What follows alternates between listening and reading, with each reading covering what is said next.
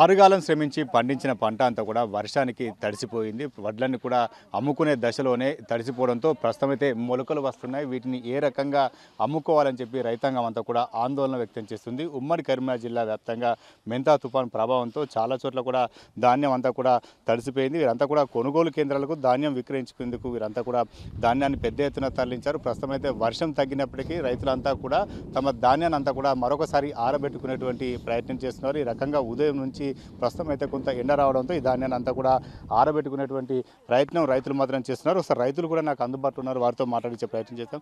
ఏందమ్మా మీరు అమ్ముకునే స్థితికి ఎప్పుడు వర్షం మీకు ఇబ్బంది కలిగించింది, ఏంటి మీ పరిస్థితి ఏంటి అసలు? మొన్నటి వర్షం ఈ తుఫానే సార్, తుఫాను బాగా వచ్చి మేము కుప్ప పోసుకున్నాం, వడ్లు ఎండినాయి, కుప్ప పోసుకున్నాక వర్షం బాగా పడుతులా కింది నుండి వరద పోయి కింది మొత్తం వడ్లు మొలకొచ్చినాయి. మీది మంచిగానే ఉన్నాయి, కింది వడ్లు మొత్తం మొలకొచ్చినాయి.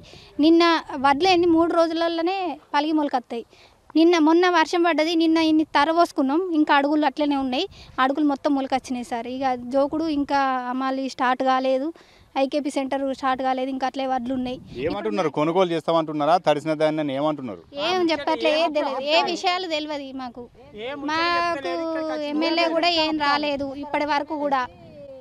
ఏమంటారు మీరు వచ్చి ఎన్ని రోజులు అవుతుంది? ఏమంటారు? మా వచ్చి 10 రోజులు ఆ కౌలుకు చేస్తానా ఇస్తలేరు.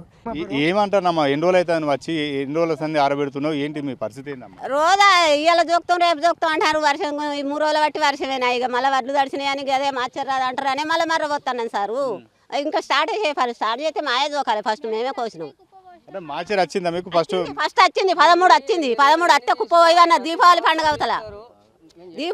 అవతల మార్చర్ వచ్చింది, చూసిర్రు, కుప్ప పోయివన్నారు. కుప్ప పోసినాక కప్పులు కప్పినాం.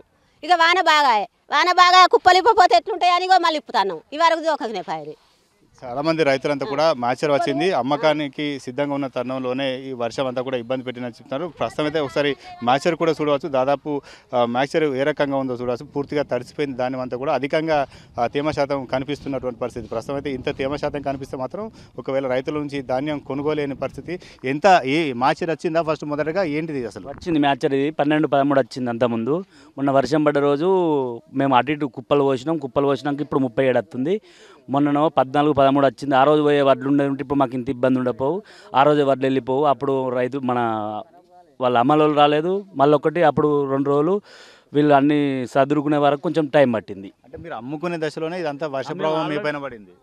ఎండినాక కుప్ప పోసుకున్నాక వర్షం పడ్డాక మీద తాటిపత్రులు వేసినాం, కిందికి వెళ్ళి వాటర్ వచ్చి ఇట్లా మొలకలు వచ్చినాయి సార్. ఇది మొలకలు వచ్చిన ధాన్యాన్ని కొనుగోలు చేస్తామంటే ఏమంటున్నారు అసలు? కొనుగోలు ఇంకేది లేదు, మళ్ళీ ఎండ పోయాలి. మళ్ళీ ఎండ పోసినాక మళ్ళీ ఇప్పుడు అటు ఇటు పరదలు వేసి పోసుకున్నాక ఆరినాక మళ్ళీ తీసుకుంటామని చెప్తున్నారు వాళ్ళు. ఇది రైతులంతా కూడా తమ ధాన్యాన్ని కొనుగోలు చేయాలని చెప్పి డిమాండ్ చేస్తున్నటువంటి పరిస్థితి. మొత్తానికైతే ఈ రకంగా తడిసిపోయినటువంటి ధాన్యం అంతా కూడా ప్రస్తుతం అయితే కొనుగోలు కేంద్రంలో ఆరబెట్టుకున్నటువంటి ప్రయత్నం మొత్తం రైతులు చేస్తున్నారు. మొత్తానికి మోంతా తుఫాన్ ప్రభావంతో రైతులంతా కూడా ఇబ్బందులు పడుతున్నారు.